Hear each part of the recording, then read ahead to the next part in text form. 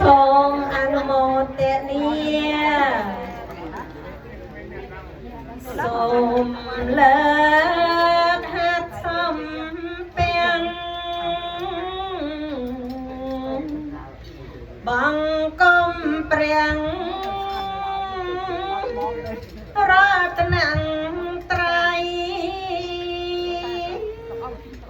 ព្រះពុទ្ធព្រះធម៌ថ្លៃព្រះសង្ឃនៃព្រះសាសនា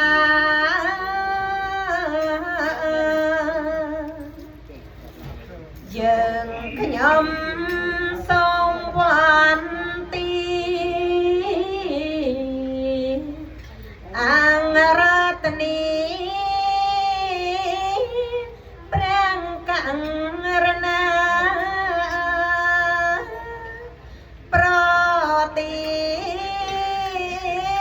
នធម៌ទេសនាប្រងបណ្ដាពុទ្ធបរិស័ទ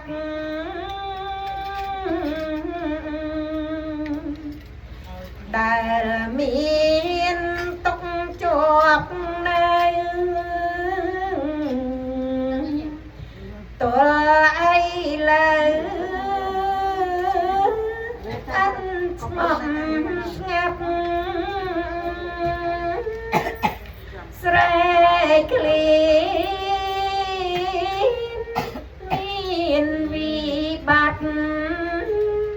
ពុំរស័ក្តិទុកគ្មានសបាយបបិនព្រះករុណាសូមមេត្តាបង្ហាញត្រាយព្រះធម៌นิ่งឯងហើយគឺជាត្រាយព្រះនិព្វានសូមអនុមោទនា